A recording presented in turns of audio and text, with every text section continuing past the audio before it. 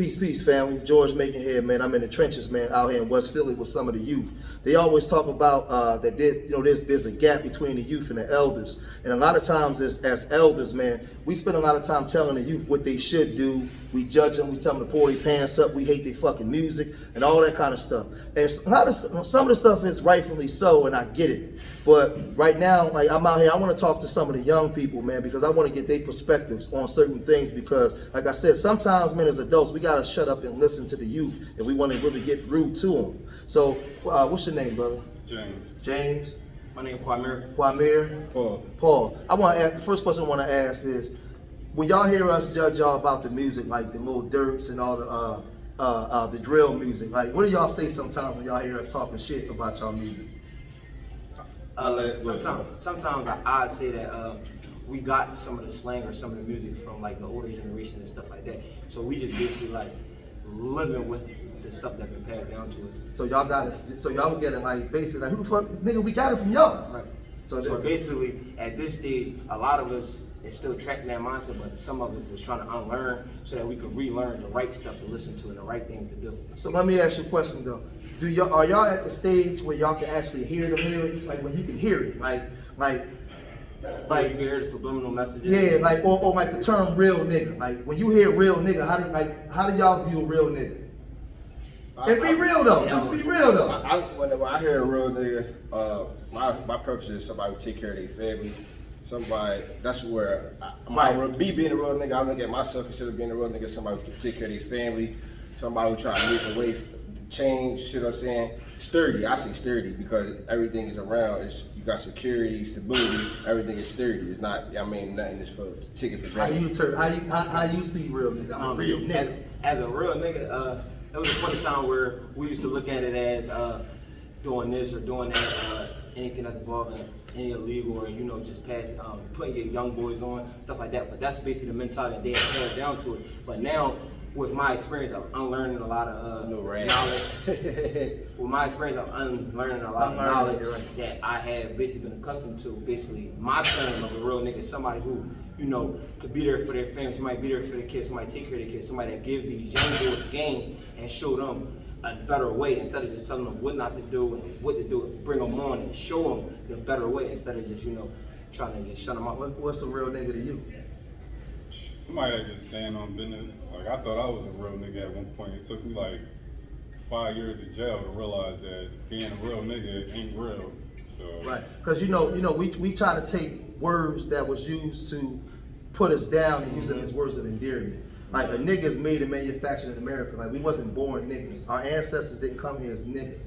Right? So a nigga is something that don't take care of his kids. A nigga is somebody that's gonna sell out. A nigga is gonna be somebody that's gonna kill his own people. Right. A nigga is gonna be somebody that's gonna do his own people for the betterment of himself. You know what I'm saying?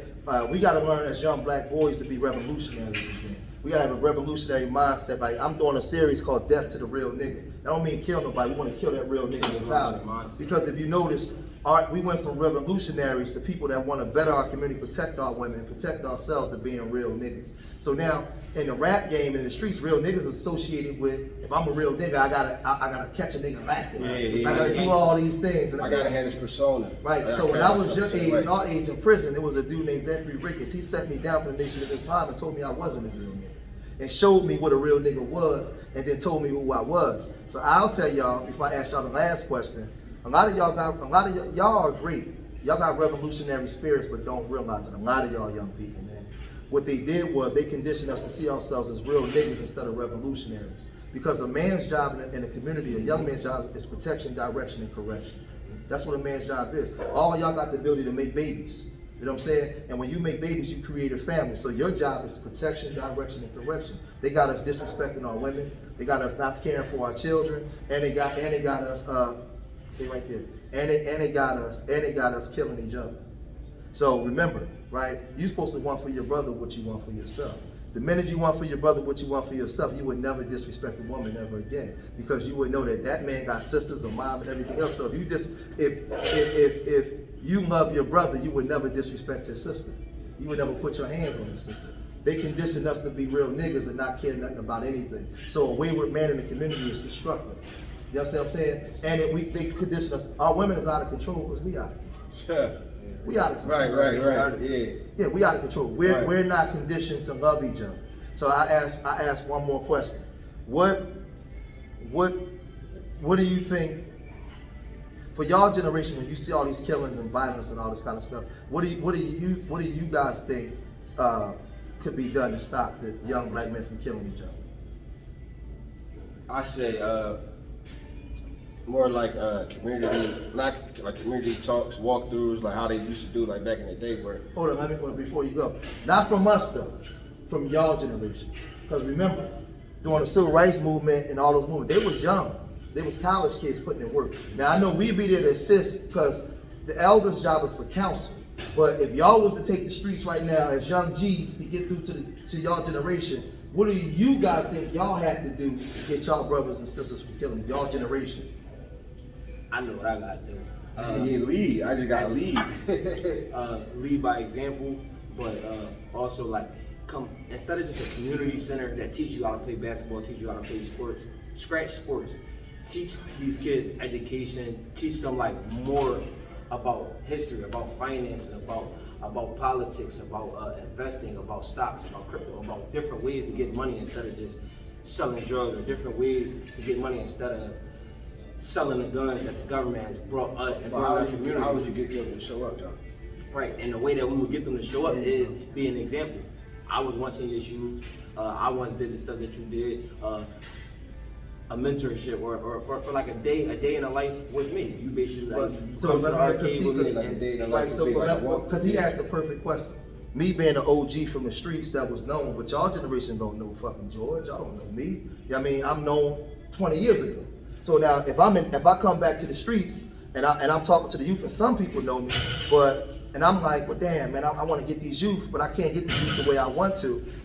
He asked the perfect question. If I come to you and say, yo, man, I need to get 25 young men in here, man. How me coming to y'all, how will y'all bring them to me? It's a difference because my whole thing is, it's like you said, back in your time, you probably wouldn't have been able to get a bunch of 20 people that's in your lane because it's like, once you at top dude and you done did so much stuff, you got kind of scared to really step out your zone and to be around 20 people because you PTSD, you paranoid and stuff like that. Because so I could say, yeah, I got 20 people, I could get 20 people, but these 20 people might not be able to change the world. But that's a start. You see what I'm saying? Now 20 people might turn into 40 people, and now out of them 40 people, 3 of them might be off the wall, but now the other 37 people that change their life, and then next thing you know, a year from now, that 3 people then got 10 of his homies, and so it's like, where do you start?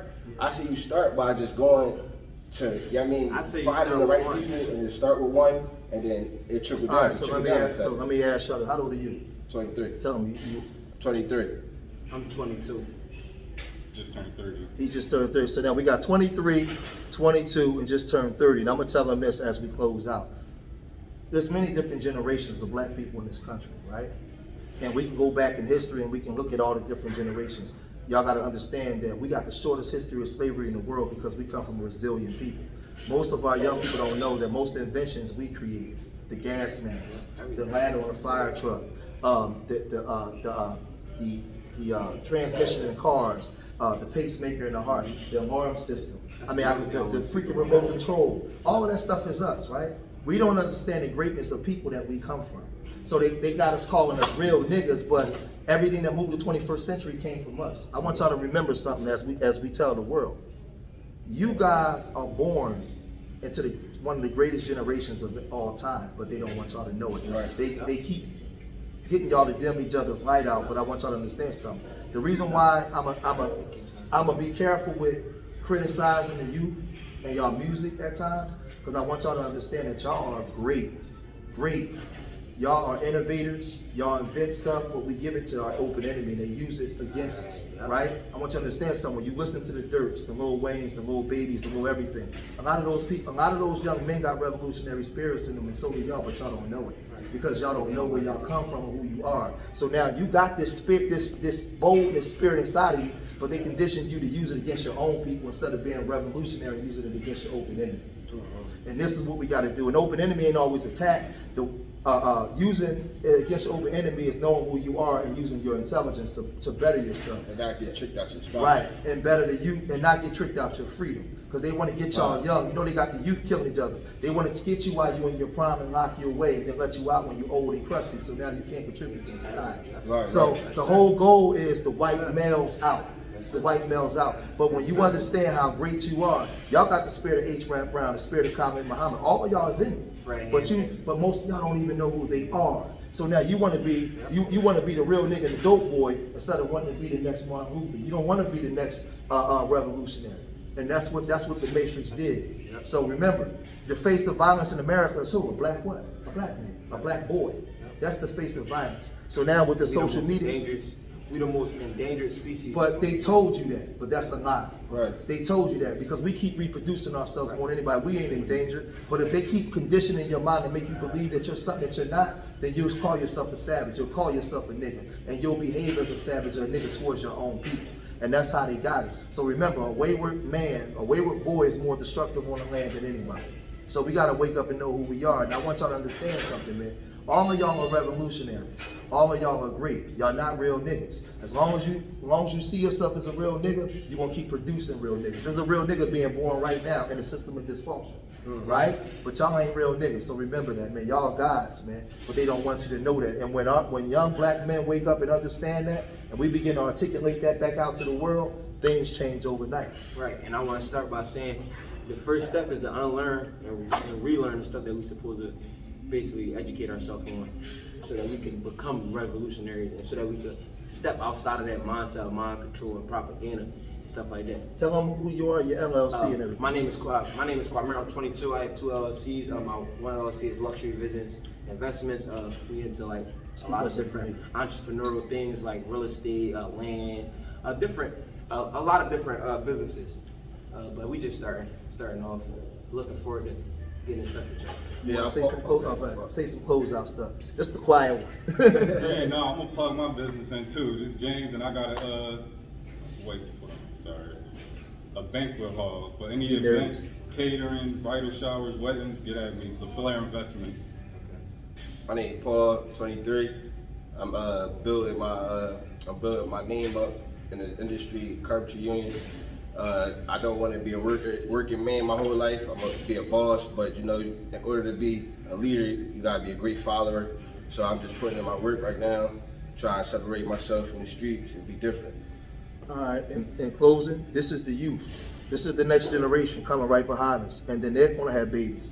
If we don't get out from the YouTube keyboards and get out here in the streets and talk to these young people, connect with these young people, then the message will never be reached. Right now, the enemy is using his way of his message to get to our people. And we see what the enemy's message is doing to young black men.